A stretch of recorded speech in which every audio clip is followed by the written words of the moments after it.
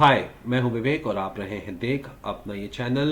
NEET biology standard 12 हमने लिया है महाराष्ट्र बोर्ड की किताब और अब हम आज बात करेंगे ह्यूमन जीनोम की। तो ह्यूमन जीनोम वाला एक सेक्शन जो बहुत ही इम्पोर्टेंट है हम करेंगे। ये रहा आपके सामने।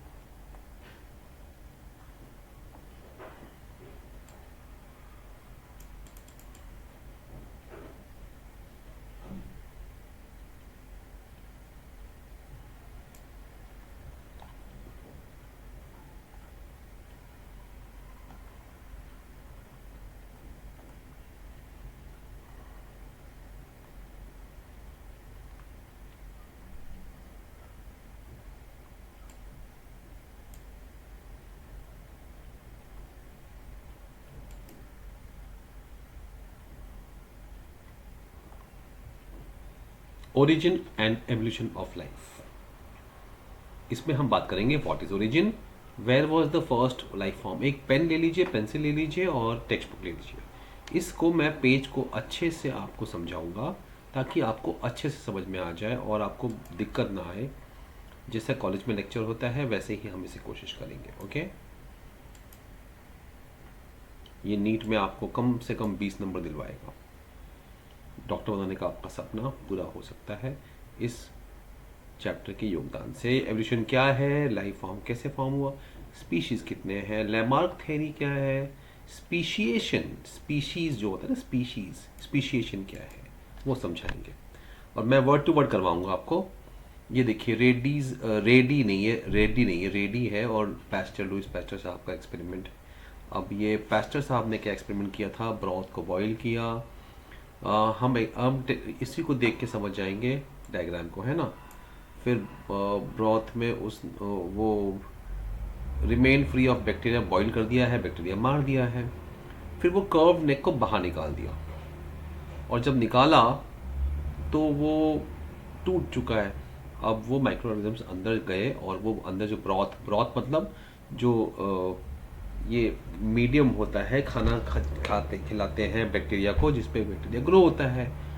अगार अगार नाम का एक प्लांट है जो समुद्र में मिलता है, एलोवेरा जैसा सॉफ्ट सॉफ्ट होता है वो, और उसी को बनाते हैं, डालते हैं ये पानी में, कुछ सोल्यूशन बनाते हैं और इसी को ब्रॉथ कहते हैं। और अक्सर ये मीट की चीज़ों को भी लेते थे पहले, मीट को भी लेके मीट को पानी में मिक्स करते हैं, लिक्विड जैसा डाइल्यूशन करते हैं, उसे भी ब्रॉथ कहते हैं। ठीक है, तो ये बना हुआ है। मैं आपको हर एक वर्ड का मीनिंग बताऊंगा ताकि आपको एग्जाम में कोई दिक्कत ना आए। प्रोटो मतलब पहला, बायो मतलब जीवन का, जनरेशन निर्माण, जेनेसिस।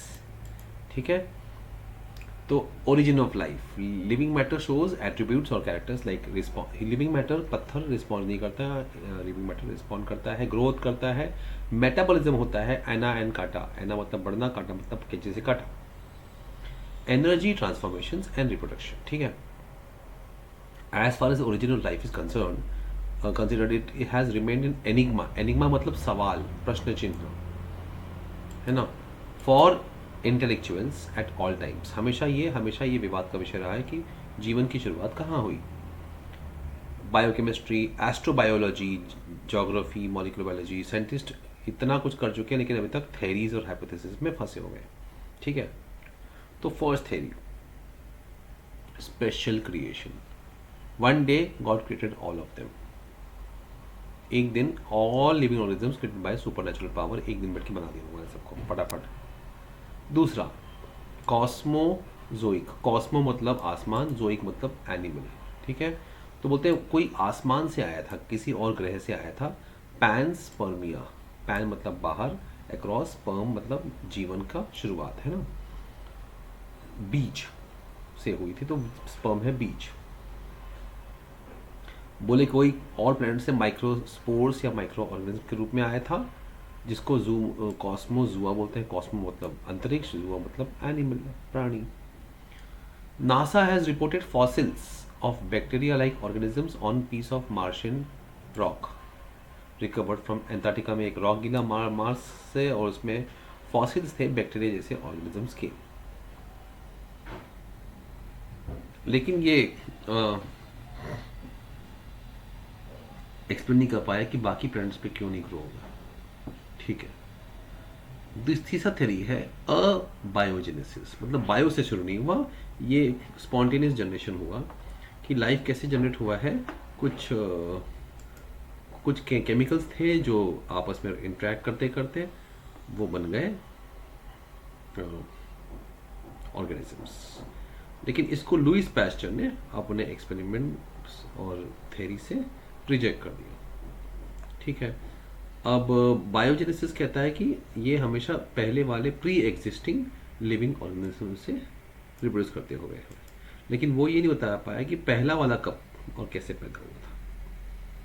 ठीक है, चलिए रेड्डी साहब का एक्सपेरिमेंट देख लीजिए।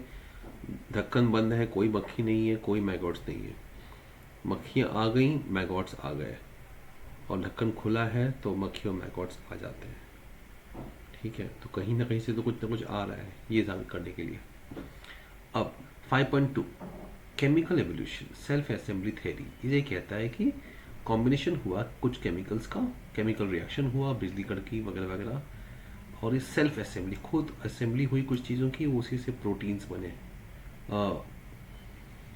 अब ये हैकेल ने किया था, हैकेल साहब ने, और बाद में ओपेरिन ने इसको सपोर्ट किया 1924 में, और हेल्डेन ने 1929 में इसको सपोर्ट किया।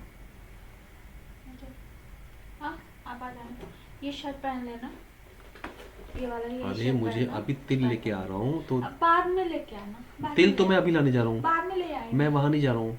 तो ठीक है, आप जाओ लेके आ जाओ, चाबी तो है ना आपके पास। मैं क्या बोल रहा हूँ, तिल में लाके आऊँ, यहाँ पे रखूंगा, कोई होगा नहीं तो क्या करूँ। तो यही रख देना ना।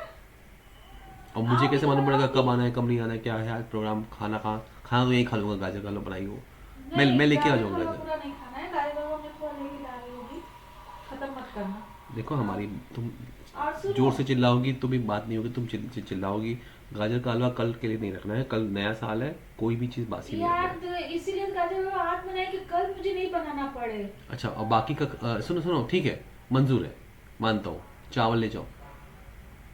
चावल वहाँ कौन खाएगा? वो तुम्हें सोचना था। नहीं, यही रहना, तो मैं खा लूंगी। यहाँ यहाँ आओ, यहाँ दे आओ, देना, भिखारी को लेते जाना ना, यहाँ दे आओ, देना किसी को। यहाँ आओ, दान दे देना।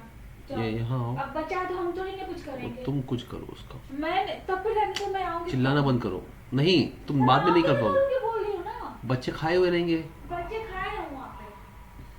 क्या खाएंगे?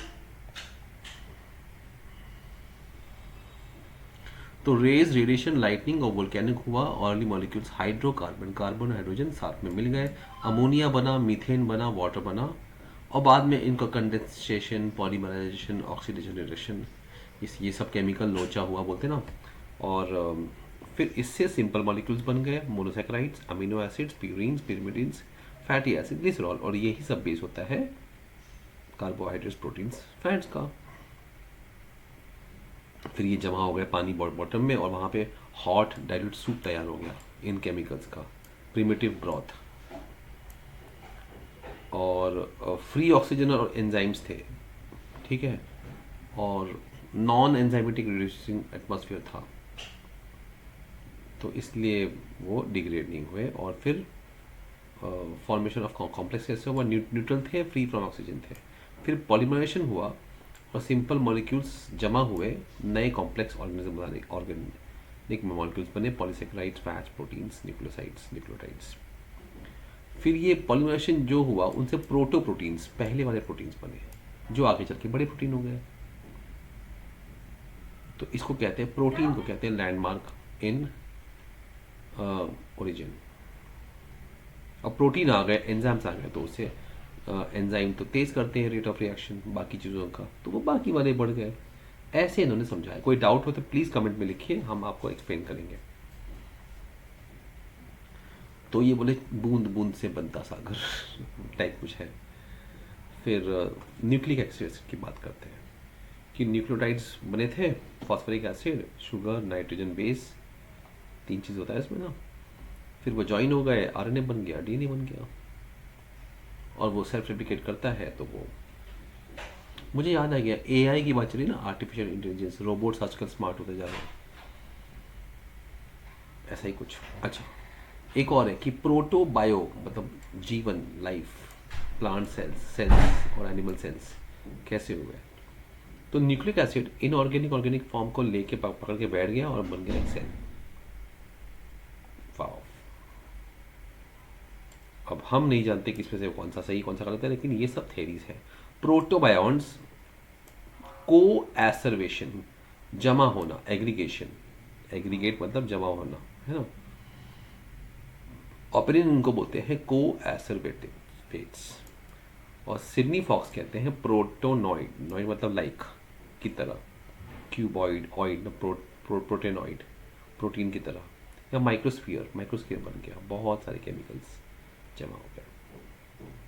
अब ये कोलाइड फॉर्म में पढ़ा होगा ना आपने, सॉल्यूशंस में कोलाइड होता है, एग्रीगेशंस, जैसे नींबू पानी में डाल दो नींबू तो तैरता रहता है ना वो पूरा, ऐसे नीचे जमा तो नहीं होता पीपीटी, वो पूरे पूरे लिक्विड में फैलता रहता है, वैसे कोलाइड्स बन गए, एग्रीगेशन हो गया। हाइड्रोफोबिक प्रोटीन्स का, ये पानी के खिलाफ थे। हाइड्रोफोबिक मतलब जो ऑयल में डिजॉल्व होते हैं, पानी में डिजॉल्व, पानी की तरफ अट्रैक्ट नहीं होते हैं।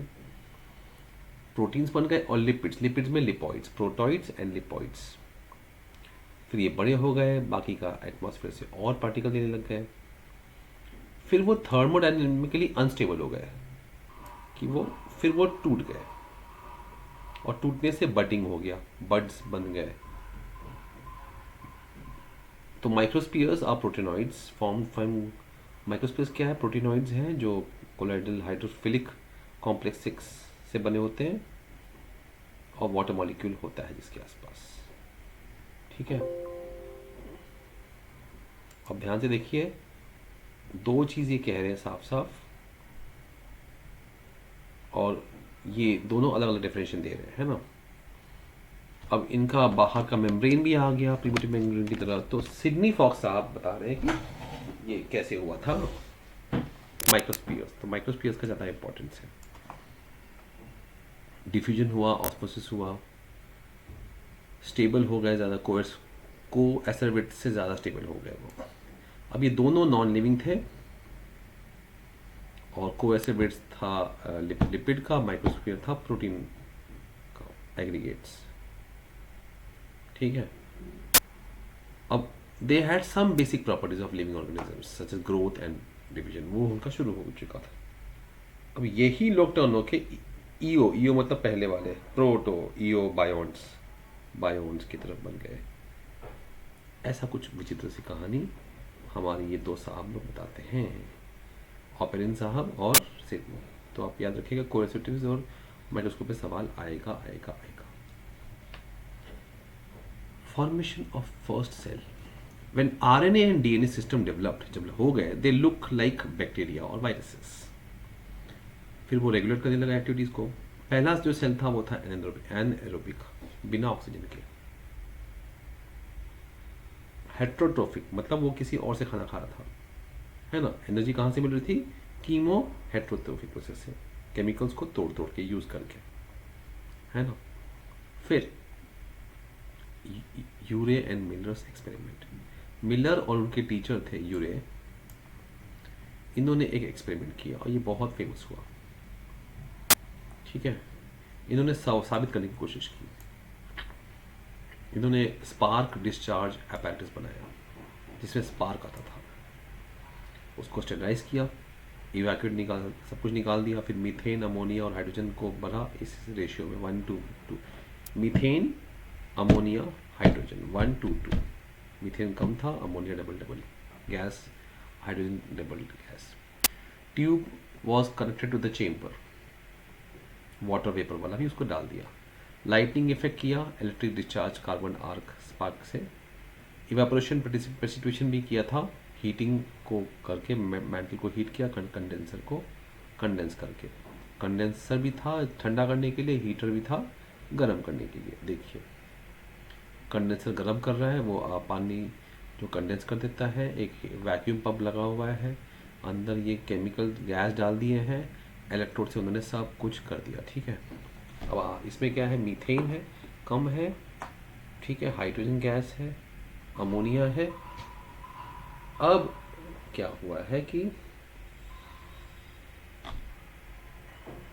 जो भी केमिकल फॉर्म हो रहा है वो कंडेंसर से वाटर ड्रॉप्लेट्स पकड़ रहा है उसको, और वो जाके नीचे पानी के साथ वहाँ जमा हो रहा है और उसको बॉईल भी किया जा रहा है, वापस बॉईल करके हीट भी दिया जा रहा है।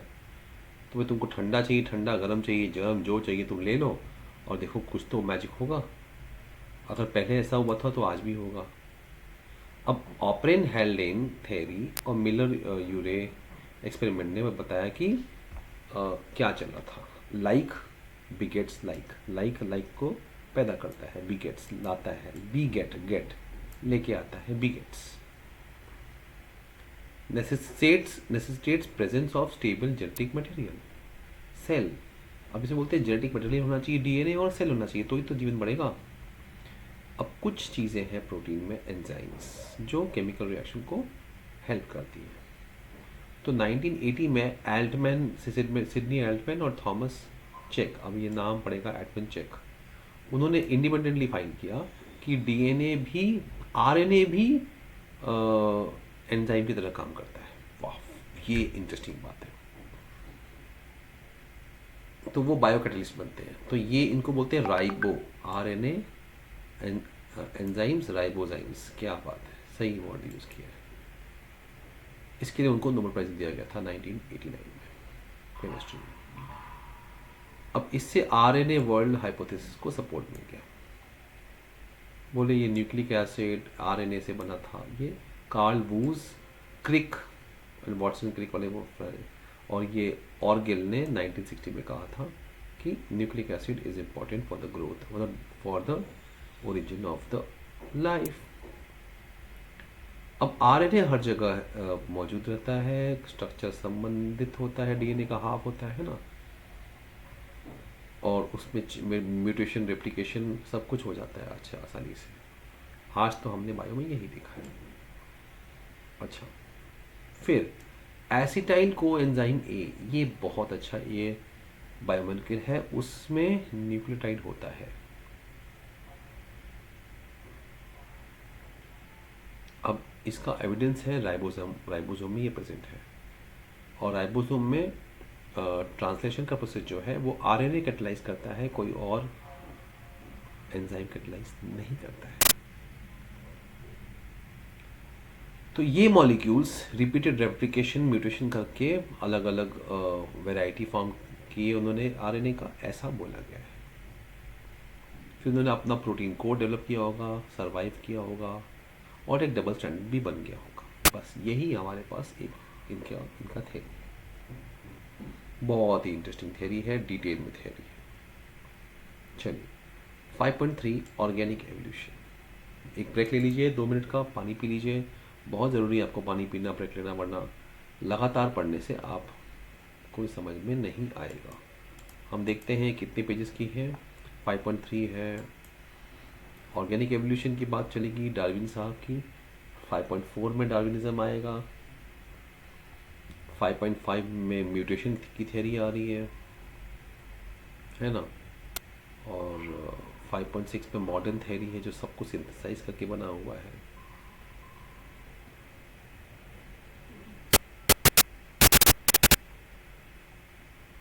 .7 में ऑर्गेनिक एवोल्यूशन की बात हो रही है। 5.8 डायरेक्शनल, 5.8 इसमें अच्छा हार्डी वेनबर्ग्स प्रिंसिपल भी दिया हुआ है। और 5.9 एडेप्टिव रेडिएशन। काफ़ी लंबा चैप्टर है, हमने 5.3 तक, 2 या 3 तक किया हुआ है। अब नेक्स्ट पार्ट पे हम करेंगे 5. नेक्स्ट वीडियो बना देंगे, चलो उसका। Thank you very much.